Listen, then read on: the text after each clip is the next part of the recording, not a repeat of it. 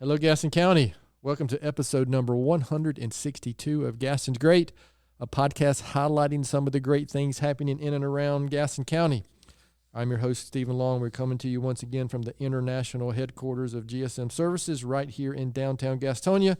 We simply believe in discussing more of the reasons why Gaston's great. We are highlighting another great organization this week as we highlight Displaced Roses. We have Danielle Webb with us today. Danielle is the co-founder and executive director of the organization. Danielle, it's great to have you on, and welcome to the podcast. Thank you, Stephen. I'm so happy to be here. Well, very good. So like normal, we're going to get right to it.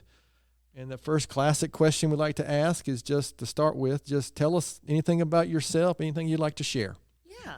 So I am Danielle Webb, like you said, co-founder and director of Displaced Roses. I am from Mississippi by way of New Jersey. Kind of weird, interesting thing. That's not something you normally hear. Right. My mom was from New Jersey and decided she was done with traffic and all of that, and then went way down south and met my dad, and then she was like, it's too down south, and so we kind of ended up in the middle here in North Carolina. So we moved here when I was in elementary school, and so I did my undergrad at App State. Go Mountaineers! Whoop. Yeah, my and middle daughter graduated from App. Oh, that is so wonderful. Yeah. Appalachian is great. And then also at UNC Charlotte. And then we moved to Gaston County in 2008. Okay. I spent 15 years in healthcare. That is what my background is. I have one son, Jaden, who is about to be 20 in 2 weeks. So like I mentioned earlier, a little jet lagged. I just got back from Seattle. He is there doing an internship for Microsoft. So I got a chance to see him and do, just kind of all of those great things. Well, that's legit. Yes. For Microsoft, huh? Yes, wow. He is loving it. He is absolutely in his element. So well, good for him. I'll be happy for him to come back home. He'll be starting his junior year back at Chapel Hill. So that's unfortunate. Oh, you said Chapel Hill? Yes. Are you a Duke? No. Go Heels all day. NC State.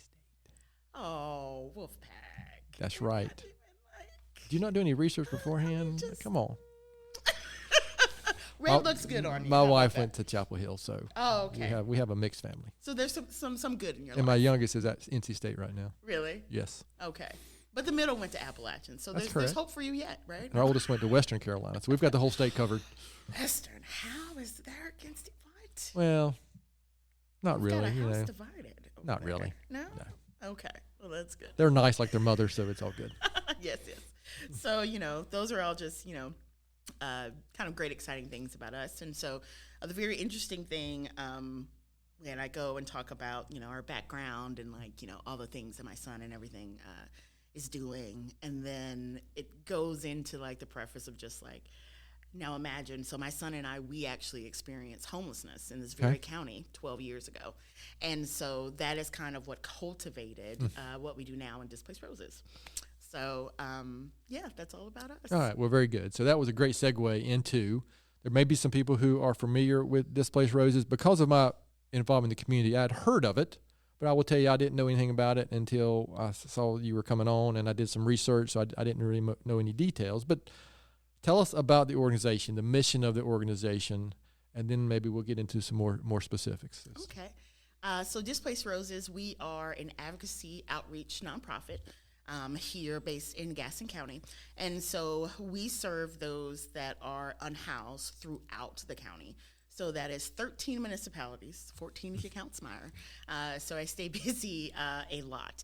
And so what our goal is really just to lessen the hardship of the experience of homelessness while here. So helping people to get on their feet and gain kind of the ground for what their goals are. And each person's goals are different, and that's kind of the really important thing in this type of work to understand. So we're very person-centered about that, so that we know that each person isn't cookie cutter, they're not a number. Each person comes in, with their life experiences and their stories. And so we meet people where they are. And that's not just physically where they are, so that could be the woods or an abandoned building or somewhere walking on the street, but also where they are in life as they're trying to figure out their way. And so that's our goal, to bring hope in some of these hopeless kind of situations. All right. And so how can I put this? Unfortunately, that need is out there, isn't it? Yes, Yeah. and it continues to grow. We are finding that the numbers, particularly in places in the South and more rural areas that aren't really, the systems aren't really set up for such a large number of those that are unhoused or that low socioeconomic class that continues to grow, particularly after the effects of COVID that have happened. It's just kind of grown exponentially. And so we are here to help navigate people. So I love to say I don't just get people to a door, but the right door, because help fatigue is something real. You go knocking on everything and you're just like, who is the right place? And with that lived experience, being able to help people go, this is the route, you need to go to. There's something about that beyond what schooling can give you when you've got the school of life kind of going and knowing through. And so being able to go and the connections that we make throughout the community to know who is the best advocate for someone in the situation that they have. So whether that is, a single parent, whether that is a full family unit together, so that's mom, dad, and kids, whether it is seniors, we've had an exponential growth in unhoused aging adults, so ages 55 and up, that have grown in the last 6 years. And so we are here just kind of to go and answer that call. So, yeah. Okay. So that was a lot to unpack there. So this next question, we use the word initiatives. I'm not sure that's always the right word to describe, what you're doing or organization like yours is doing, but maybe you get specific about some of the things that you're doing, maybe a day in the life or a week in the life of Displaced Roses. So our listeners can kind of get a feel for what are specific things that you're doing for the unhoused community. Yeah. So a week in the life is kind of all packed into a day. Okay. So we have essentially 5 pillars to what we do. The very first one is street outreach and meal distribution. So we started a little over 5.5 years ago, right in the midst of COVID. And so if you go and you take yourself back to when that happened, I mean, we were all sheltering in place. We just didn't know what was going to happen. It was just strange, wasn't it? Yes, it was very, very strange. And so at that point in time... And unprecedented. We didn't know what to do. We didn't know what to do. Yeah. And so at that point in time, I was still working at the hospital. I used to work for the Behavioral Health Hospital in Charlotte. And so as an essential worker, I was going out and seeing. And so I just saw the number of unhoused individuals on my commute just kind of grow and just nowhere to go and nothing to do. And so being and working in Mecklenburg County and seeing the resources there, but yet coming home to Gaston County where I lived and being like, there's really nothing kind of catching everybody that's now fallen through this very large crack that's happened due to COVID. That's kind of what kind of went and started that. And so our street outreach, like going out and meeting people, is kind of the bread and butter of what we do. Okay. So again, meeting people where they are, understanding what their needs are. We pride ourselves on building relationships because that relationship builds trust, and that trust helps us to navigate those folks to what is the best resolve of the situation that they're in, if that's the way that they choose to go. And so when we started, we were completely mobile for our first 4 years. So in the back of vans and cars and bringing meals out. Our biggest serving day was on Sundays. And so we served a little over 200 people in one day throughout our county. That is how many people are currently unhoused here. My current caseload is over 300 individuals that are experiencing homelessness in some form in our county alone. That does not count any work that we do in Lincoln or anything in Mecklenburg, just right here. So when you go and you put those kinds of numbers into perspective, it's just kind of wow. Yeah. And so that street outreach and meal distribution really kind of helped us to get connected to the community that we're trying to serve. And then after that, we have something that we call navigation services. So how we talk about getting people to the right door. And so in 2023, we were very, very blessed to receive space at Holy Trinity Lutheran Church here in Gastonia, right off of 320. Yep, know exactly where it is. Yep. And so we are housed in the bottom part of one of their buildings. And so in 2023, we opened our doors for our walk-in services, which happen on Wednesdays. And so people are able to come in, no appointment, get their showers, get laundry done. We're able to do identification services, so their IDs, social security cards, birth certificates. We are able to go and help them to apply for helping assistance, whether that is Medicaid or food stamps or getting them into the healthcare. So there's a lot of barriers when we talk about unhoused and getting connected to healthcare. So of course, healthcare is my background, so it's pretty important to me. Displaced Roses really delves into the SDOHs, or the social determinants of health. When we go and we look at, right, what makes somebody healthy. And it's beyond just, your physical health of things, but what contributes to that, which is where you live, what you eat, what's around you. Parts of Gaston County are considered a food desert here. And so we have to be able to go and address that need that's in our community. And that's even beyond those that are experiencing homelessness, but those, again, in that low socioeconomic class that's there. And so Navigator Services help us to do that.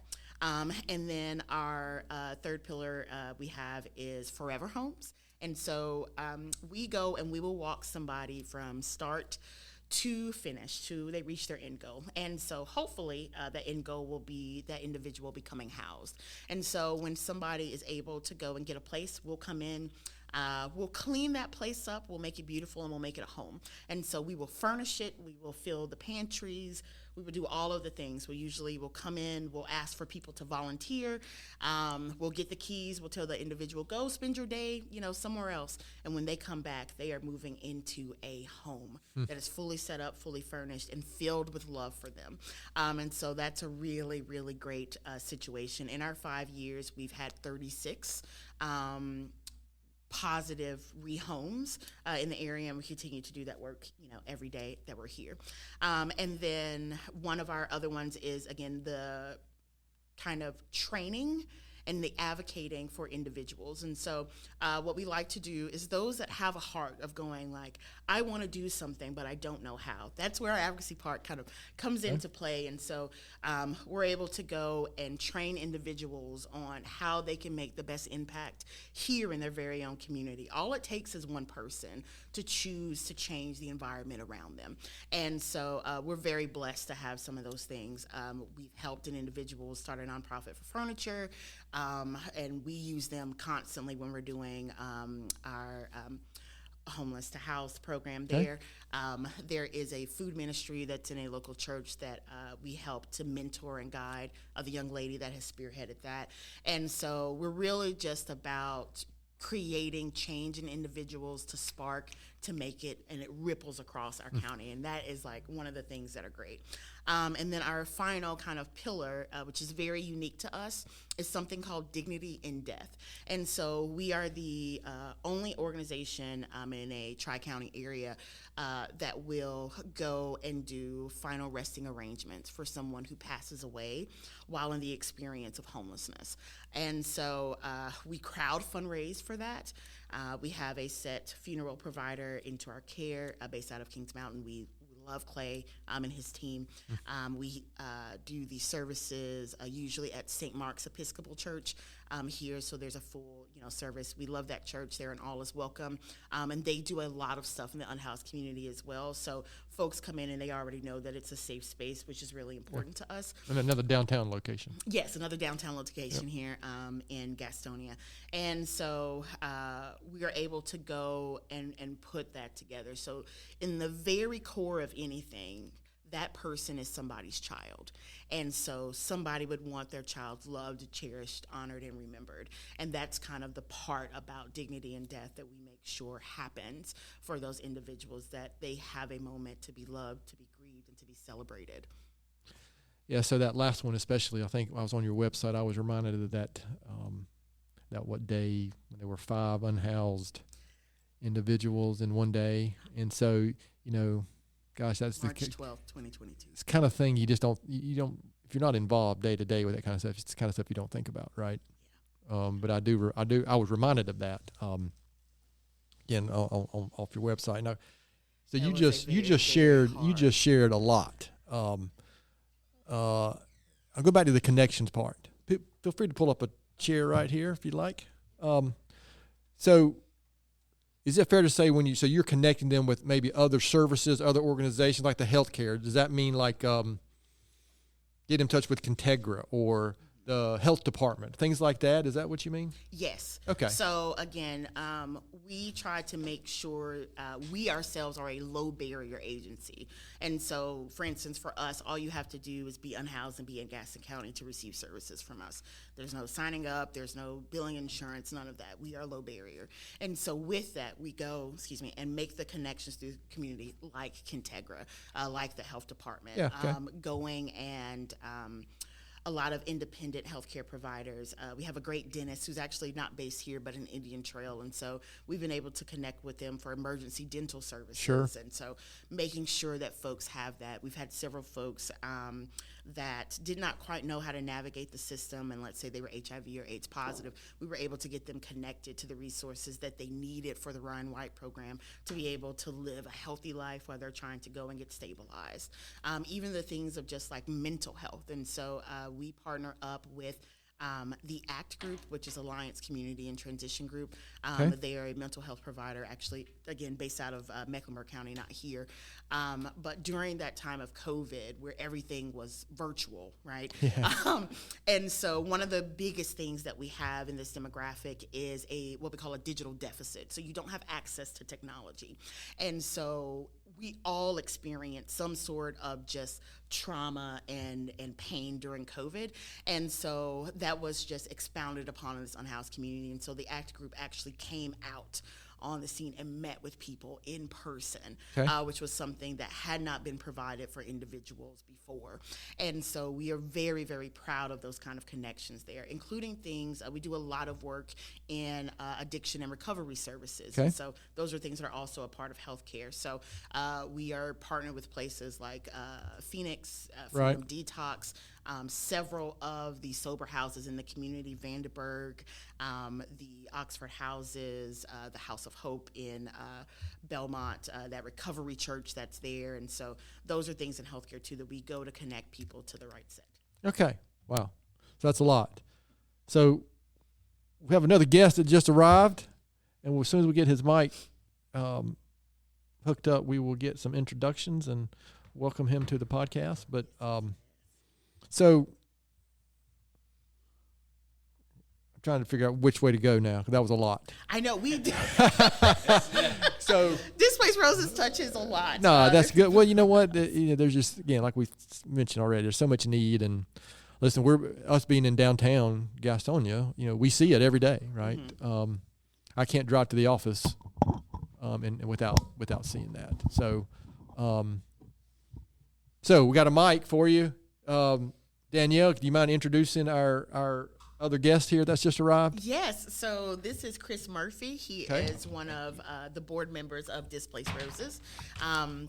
And I just kind of love the connection of story with Chris to us. Okay. So I mentioned earlier how we were very blessed to receive office space and working space in Holy Trinity Lutheran Church. And so that is actually how we met Chris. And he became a part of the ministry during our work there. So I'll segue that into just kind of how you met with us. Yeah. Well, I think the first time I talked to you, you were standing in the kitchen, and I just started talking to you. Right? Yeah, so that was pretty much it. But I was a minister of music and did some other things at Holy Trinity for a few years. Now I'm a minister in Charlotte, but I got connected with Danielle once you get the office space down there, which was largely facilitated by one of the other ministers there. Yeah, Cody Carpenter. Yeah, Cody Carpenter. We love Cody. Yeah. Cody's a good friend. And so I've been working. How long was that now? Is that 23? So 23, yeah. So we're about almost 2 years. Yeah. For about 2 years, yeah. And then I joined the board shortly thereafter that. Not too long after that, but yeah. He wanted to hang out with the cool kids. I wanted to hang out. Yeah, I wanted to hang out with them. Yeah. Well, this isn't the place to be then. Yes. maybe with Danielle, but I'm not so sure I would qualify for that. You're cool, Steve. So, Chris, tell us, maybe before we go to the kind of move on, kind of tell us a little bit your involvement with the group. I hear board member, but what else? What are your views in what Displaced Roses is doing in general? Danielle has given us like a dissertation already of everything, which has been fantastic. I'm giving you a hard time. I know you're fine. Yeah. So just a little bit, maybe even a little bit about yourself. Yeah, sure. Yeah, well, Danielle can speak a lot better to the programmatic and systematic stuff that's going on in Gastonia, but I can tell you about my experience. I don't even know if you remember this. First time I actually met Danielle was before when I talked to you in the kitchen. It's when I rode with Cody over to a hotel because you needed to check on a client. And he was like, I want to introduce you to Danielle. Okay. So I was like, all right. And this was a while. This was during COVID. Yeah. So I rode with Cody. That's the first time I ever saw her. And I remember watching you like engage with the person working there. And I didn't get to see you walk with the client or anything. But I was like, oh, okay, this seems like a pretty cool person. And then when the opportunity came that you were in Holy Trinity, we got to talking a lot more. I'll tell you the same thing that I was attracted to with the organization. And you're probably tired of hearing me say this right now, but it really is one of the most compelling parts of it is that, when we talk, there's so many unhoused things, organizations, charities, ministries happening in this area and throughout the state in different parts, right? One of the things that I've seen missing a lot in a lot of these areas is the ability for the people that are coming in to be humanized in a way that they are not normally humanized. They are always out in the street, treated like resources, treated like clients, treated like whatever. A burden. Yeah, exactly. But that is not the sense we got. Like when they come into Displaced Roses, they are a guest. Displaced Roses is hosting them, and they have a space that they can actually, their human dignity is seen in a very meaningful way, I think. And you can see it in the way they interact in the lobby. I mean, I always go, one of the things that they do whenever they come into the space is there is somebody who is in the lobby just talking to people. That's a volunteer role to be there. Well, yeah, I mean, I can see anywhere you go, frankly. If you walk into a new place for the first time, you don't know what to do, don't know who to talk to, don't know what to ask, don't know what's going on. It can be just, uncomfortable, right? True. Nice space. For anyone. Being able to just kind of have the communication with folks. So often it is, I'm pretending like you don't exist. You're sitting in your car and you're just like, I'm looking straight ahead. I don't want to make eye contact, right? And so being able to have that human piece of that and just going like, hey, tell me about your life. Every single person that's ever been in a car has had that experience. Yes. Right. Yeah, and so often it's, person comes in, I need X, Y, and Z resources, so let's get you connected to these resources and get you out of the door and move you in and out. That's not the experience here. When I say, we'll have a volunteer in the space, just sitting down on the couch, talking to them, hearing their stories, relating their stories, getting to know them on a very personal level, and that was a very important piece of it, I think.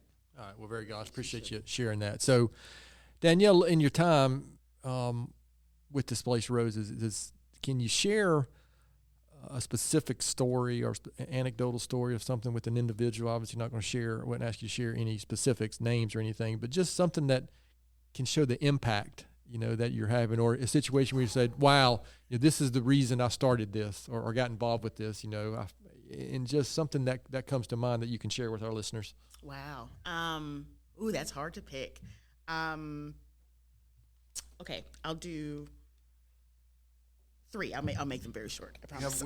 We have a 3-hour limit on this. Okay, story. I can do that. Maybe, no, joking. So I'd say one about just kind of the creating safe spaces, which is a really big part of what we do. Again, that background in healthcare, and so it's really important how we go out and just be person-centered. And so being at the office, one of the things that Chris mentioned is just kind of like being a safe space. And so in our office, in our lobby area, we have something that's called a napping couch. And so because people are always having to walk, they don't have a safe place to sleep. They're able to come in and just kind of go and rest. And we had a young man probably 6 months ago who had probably been up walking, trying to just remain safe. He didn't know where to go for probably about 4 days. And he had heard about us through the grapevine of people and came in. And that young man had not actually just sat and rested. And he things that we take for granted, things right? that we really take for granted. Yeah. And so he went and we pointed out the couch, and he napped for probably about 7 hours. Oh, wow. I let him just stay there. Like, the clients were done by the end of the day. I probably left out about 10 o'clock at night, and I was just like, just rest. And so, he went, he put down, and I was walking through the lobby cleaning up, and I put a blanket, over him, so he would, be warm. And I just went, thank you, God, for just bringing us to a place where this person felt safe. safe enough to rest, and not rest because of us, but to rest in just the comfort of God and what Jesus has brought to us. And we were able to do that through the grace of God and to have that there. And that just absolutely touched my heart. This child they're all kids to me. I'm older, right? But, he's an adult, but, he was a baby to me. And just like, wow, just look at that. This is the first time this kid has slept in days. And he felt safe enough to let go and do that. And so that was a beautiful part of just about what our office physically does. The second thing, which is actually based off of the office too, we talked earlier about the digital deficit. And so people love to go and talk, well, putting people in houses, like that's what's important. And it's just like, well, maybe, but if here is not where they need to go, what we do is something called diversion. And so we will divert them to the place or the resources that they need. And a young lady who, my son is about to turn 20, so this young lady was 19 when she came in the office. My son was 18. And she had hitchhiked her behind across the country, got into an argument with her mom, thought she was grown, and hitchhiked her little self over here, and ended up being stranded in North Carolina. And somehow she made her way to Gaston County.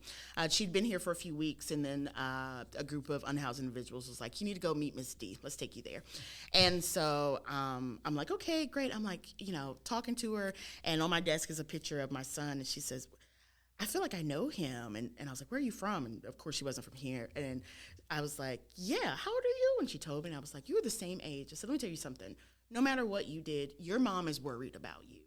No matter what the argument was, we need to figure out how to get you back home. And so through the laptops that were donated to us in our computer lab that's there, that were built by a local computer engineer, she was able to use that technology to get on Facebook.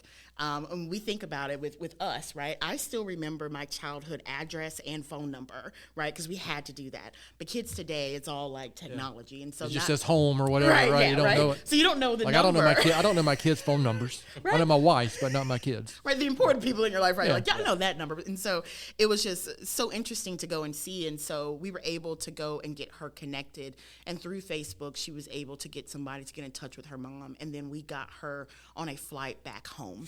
And so probably 6 months after that, we got the update. She was doing well. She was living in her own apartment. She was back in school, happy, healthy, safe. And so that is definitely like a plus. And just imagine the power of technology to be able to do that. But probably one of our biggest and just heart-pulling stories was probably a year and a half ago. We were finally able to house our longest and oldest client that we had, my senior Rose. And so it's okay. We've been doing this 5.5 years, and she was one of the first people I met on the street, staying in front of the probation building at the time. And so this lovely great grandma just out here with so much light and so much hope. But here she was, and all of the systems had failed. She was living off of the pension of her husband. And people, when we talk about the growing number of aging adults that end up experiencing homelessness, that Social Security check doesn't change, right? But the cost of living has increased, particularly since COVID. And so she ended up being out on the street because she couldn't afford to live where she had been. And it had taken us 5.5 years to get this woman off of the street and safely housed. She encouraged me every day. We prayed together. We did Bible study together. I was there when she broke her hip, and I slept on the floor of the hospital, and then we got her into a motel during the time while she was healing. Like, she was my heart. And we finally got her housed at the age of 73.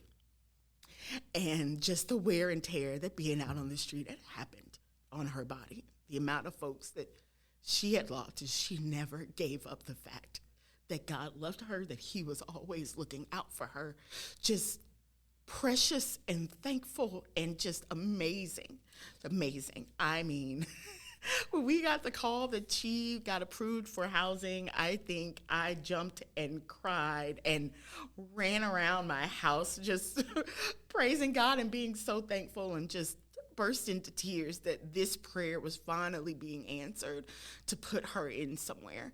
And just the light of that. When we went to do our forever home for her, we had a bunch of our youth kids that came out to help to clean, because she had really been interwoven in the story of Displaced Roses for so long, and just the love that she just was overwhelmed with by all of the people that came through to care about even her. It's probably the biggest and greatest triumph I think that we've had as an organization. All right, we should just stop there, probably. This next question that I typically ask, and I think you may have just answered it. The question is, is there something that comes to mind you're most proud of accomplishing, during your time during Displaced Roses? Is there something that beats that, or is it the general overall, impact you've had? Or I think I'm extremely proud of the impact that we've had. Not only for those that we serve, so when we talk about the demographic of unhoused folks, but also those that serve with us. And so faith is a big part of our core, which is why we try to stay connected and really strong in the faith community that's around Gaston County. But to go and bring those opportunities for just the humanity of others to be seen, and not only for those serving to pour out, but for them also to be poured into. And so being able to create an organization that is able to do that can enrich the lives of all that are involved, those serving and those being served, is amazing to me. And it's probably one of just the proudest moments that I have. In our office space, we did a mural project with Holy Comforter based out of Belmont, and our wall says things we pray for, right? And so that wall is there, and it's just amazing. So we're able to have youth kind of go and come and do that. And it was based off of something that I had pinned up in my kitchen at my house.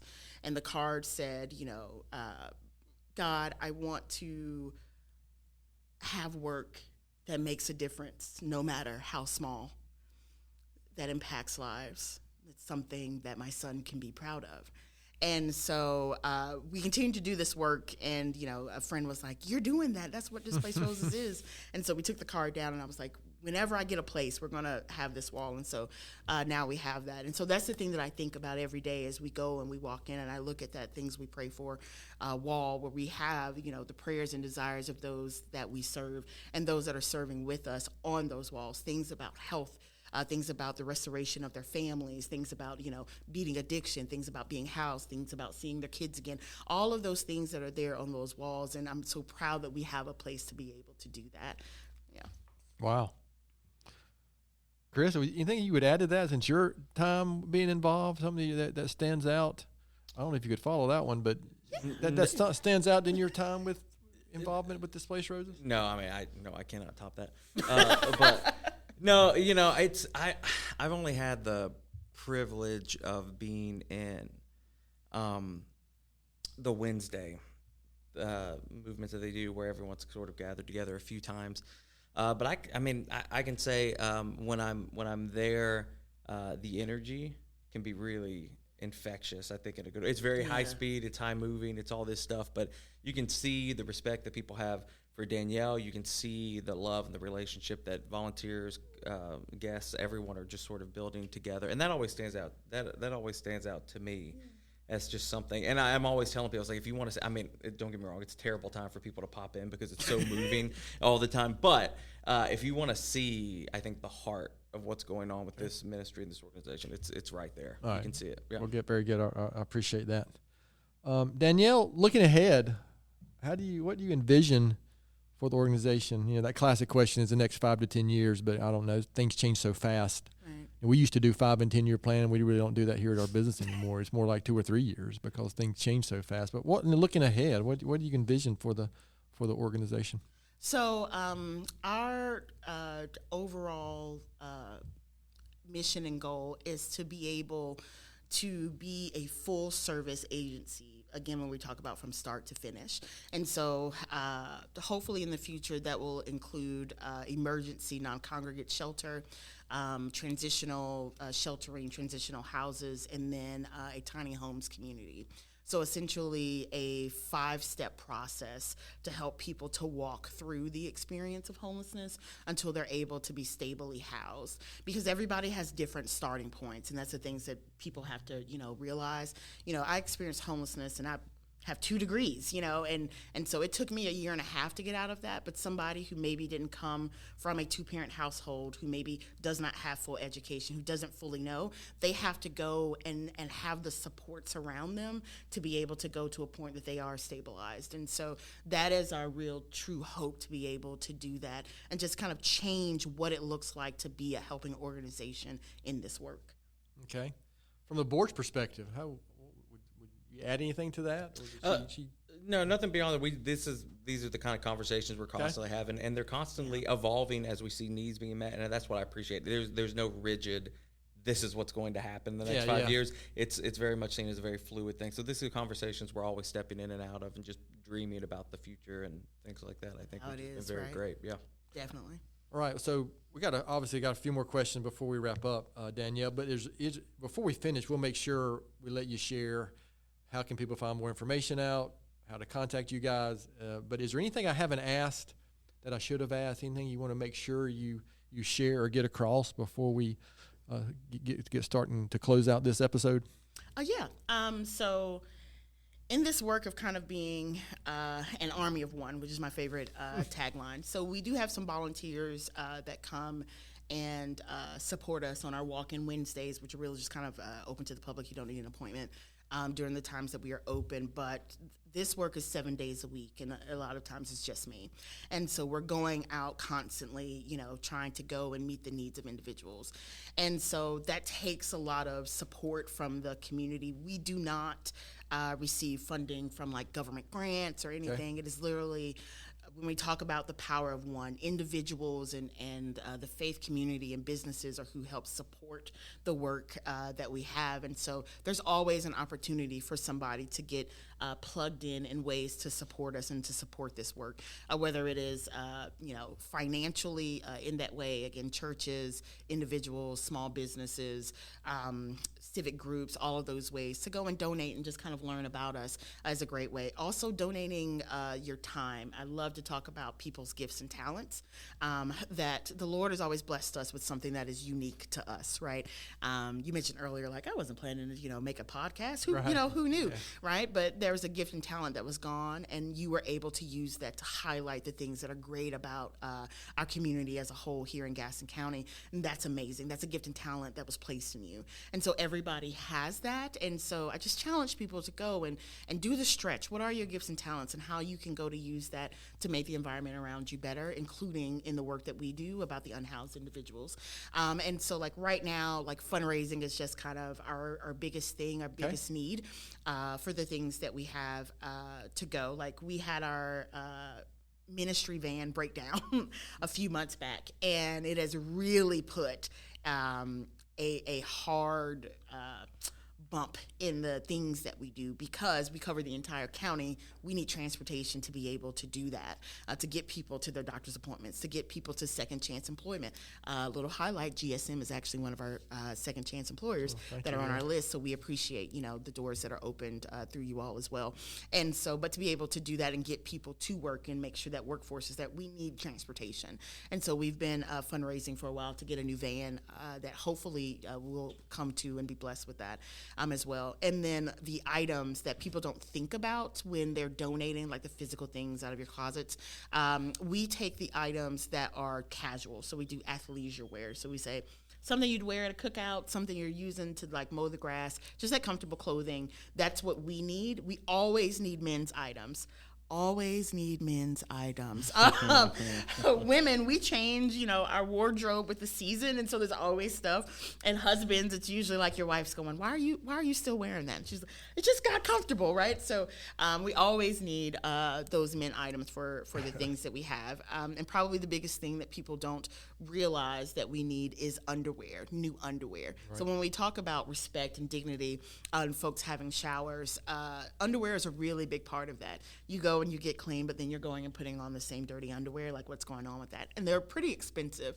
And so we've been trying to figure out ways to plug in to like Hanes. Hanes has a warehouse that's here in this county, not too far from us, and just ways. So that's a great way to donate. If you're like, I want to donate something, an item that they need, men and women's underwear is what we desperately need all of the time to go with that, along with your gifts and talents. So where would, so we get specific, where would they, if there's a listener out there who says, "Great, I'm going to go buy 2 boxes of whatever, of men and women's underwear," where would they take it? So they can always come by on a Wednesday to 805 South York, which is the Holy Trinity address. That's that's the corner of 321 and Garrison. Yes, it is. On a Wednesday, you can just come and drop by, and like Chris said, you maybe see what we do, get a little feel for it. There, they can also visit our website, displacedroses.com. There's an area there that talks about I want to donate, whether it's you want to donate a meal for us to feed those that are in the office for those days, or the items. There's a place to do there, and also about volunteering. There's also a spot there on our website to go to. The website also shows a lot of like our other news coverage and just learning more about us. So the website is always a great start, displacedroses.com. So somebody wanted to go on Amazon and buy something, could they have it shipped to the church? It will go and be shipped to us. Okay. It's not at the church. It's at our secured P.O. box, which is actually based in Belmont. But yes, they can go and have those items done there. We do have an Amazon wish list, which again is also on our website. Okay. So you'll know about the things that are specific. And we have a wish list that's based on season, based on healthcare, based on our general needs, laundry, detergent, and all of those are real big ones. I think in 1 month we do an average about 300 loads of laundry, and we're only open for that kind of service 3 weeks. The last week of the month we're closed so that I'm able to get out to everybody. Okay. So in 3 weeks, that's an average of like 100 loads a week, and that's a lot. So we go through a lot of detergent. That's also a great way to donate. Okay. Very good. I appreciate that. Yeah. So just a couple more questions, and we'll wrap up. And this next question is for both of you. It's a question I like to ask because, again, this is a podcast about Gaston County. And actually, we talked a little bit about the surrounding area, too, not just Gaston County. But Danielle, I'll start with you. So besides Displaced Roses, why would you say Gaston County is such a great place? I know for me, when we chose to live here, that hometown feel of Gaston County is really what drew us. I mentioned earlier, like originally from Mississippi by way of New Jersey, and so Gaston County gave me that feel of home. And so I was like, this is a great place to go and raise a family and just kind of be. And so I think that's great. One of the things I hope is that Gaston County remembers the people that make it so great, being concerned about folks who are here currently, instead of maybe all the jazz of trying to attract new people, but understanding that it's the core of the tapestry of people of Gaston County that make it so great already. I'm also always surprised and very blessed to find out how many people are just engaged with the community at large throughout our county, whether it's in Mount Holly or Lowell or Bessemer City and all of those things, but the pride that people take in their homes and the area that they are and how they can go and be involved is just amazing to me, versus some of the like larger places where it's like everybody's so busy and it's blah blah blah that we don't care. I think that's a great unique thing about Gaston County. Well said. Chris, how would you answer that question? I think I'd answer it in a fairly similar way in terms of the people. I'm from Shelby, so I wasn't raised in Gaston County. And, Shelby folk, they have a perception of Gaston County. We love Cleveland County. I love Cleveland County. They had a perception of Gastonia and Gaston County, all that kind of stuff. I think my wife and I, we lived in Mount Holly for the last 5 years. We lived in Gastonia before that, so I've been in the Gaston area for 10, 12 years now. And I've got to say, one of the most interesting things about it, that no matter where I've lived, because I used to live right behind the church where Holy Trinity is, which is an interesting neighborhood, and now I'm in Mount Holly, there are characters that are there that you meet, and you sort of become in and out of each other's lives. And I still bump into my neighbors from 10 years ago occasionally, and we'll recognize each other, and they're interesting. But you kind of become, for a town that's, what was Gastonia? I push about 90,000 people or something like the city, in the city, yeah. So you get to know people in kind of an intimate way, and you do develop this sense of community in the area, which I find really interesting. And especially now that I'm working in a part of Charlotte where everything's so spread off, it's a little bit more difficult to do that. You can't really get to know people in a way that you can.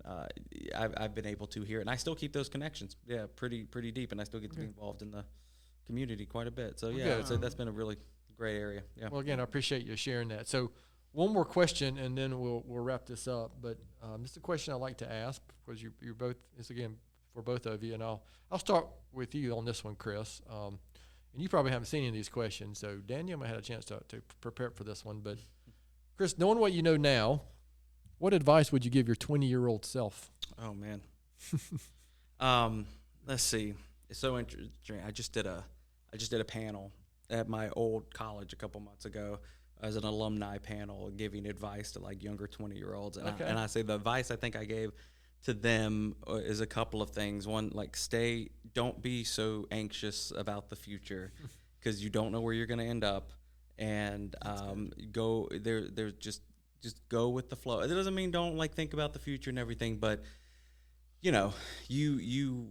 what you do now is going to prepare you for the future. Don't be so rigid and dogged about like what you need to do to be set up for the next 20 years. Just follow what you're really passionate about.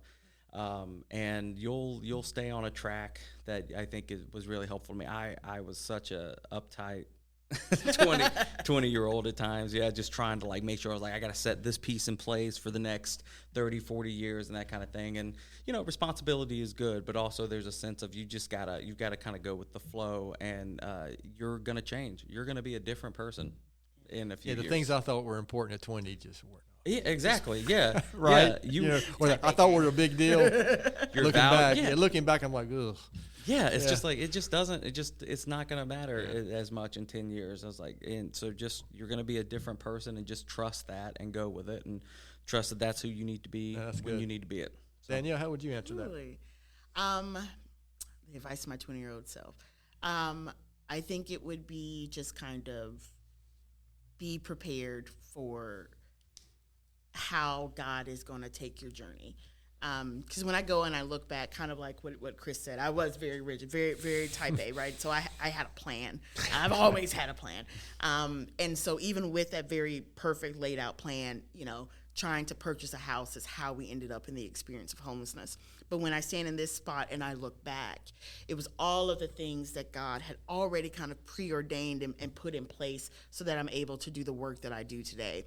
And I always joke, like, if he would have told me that plan back then, I'd be like, I don't need to go through all of that. Like, I'm good, right? Like, I can just be a good person, and, But it takes that lived experience and that knowledge and the going through and all of those things that happen. I use in this work every day, and so being able to just let God and understand, it won't work out, but it'll all be for the good. And so His plan is great. Yeah, I have a real problem with that whole letting go thing. Right?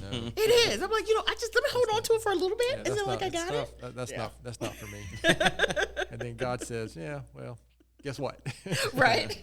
He laughs at our plans sometimes. I'll look at you guys. But listen, God, this has really been good. So, like I said, the last thought is just, you already shared the website, but I'll let you do that again. But anything, you've already mentioned some needs. So anything else you want to share, volunteer opportunities, or just anything you'd like to share about the organization, how our listeners can find out more information, get involved, just anything and everything you'd like to share before we close this episode out.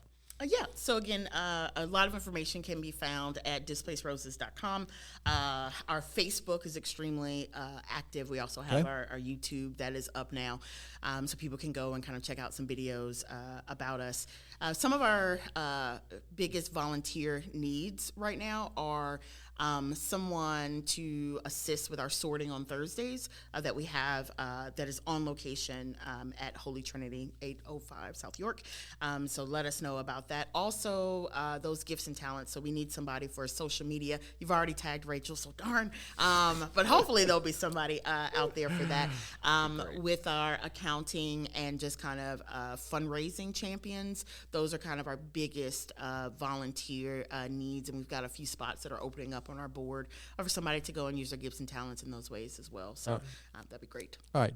Question for both of you to close it out. Any last words or anything besides that you'd like to share? Because I always share something myself at the end of each episode, but anything you'd like to, any last final words of wisdom or anything? Words of wisdom. So I really encourage people to take the time now. The thing you wanted to start thinking you're one person, what can I do? Don't believe that. You can make a change wherever you are in the areas that you're looking to do that now. God will go and prepare the way and prepare the steps for you, but you've got to be able to answer that call. So answer the call. Wow. Chris, anything? I need to ask you first because she just nails it, doesn't she? She does a good job. Yep. She does great. No, I'd say in a similar vein, if you have a passion for something, if you have a heart for something, if you see something, then that's probably a pretty good indication that it's time for you to step into that space and try to do something. If you don't see any needs being met in that way, whatever that looks like. Right. Yeah, it's surprising. I've been involved in the community long enough to see so many things like this, like what y'all were doing. It's often one individual that just says, "I'm going to do this. I'm going to do something," and then other people join, and and so many organizations and things start with somebody's idea and one or two people just taking that initiative, and that's what it takes. And listen, I appreciate the work. It's obvious from talking to you today and a little bit of research I did before today that you guys are doing some good work in the community, and it's making an impact. And my involvement with organizations like United Way and the Community Foundation and Gaston Together. I've been on the board of the Police Foundation. So I've just seen firsthand how these things don't just happen, right? It takes people with individuals like you and board members who support it, and churches that the faith community that does so many things. You mentioned several. I'm a member of First Methodist Church, which is right down the street from St. Mark's. So we're involved with a lot of downtown stuff as well. So it just takes all that for for good things to happen. Yes. And Justin's a good NC State guy. So we'll talk to him about we'll move on. We just gotta. It all comes back to NC State, Danielle. We've all got sin. That's right. We have to love everybody. Love the sin. Love them anyway. Love the sin or not the sin, right? Yes.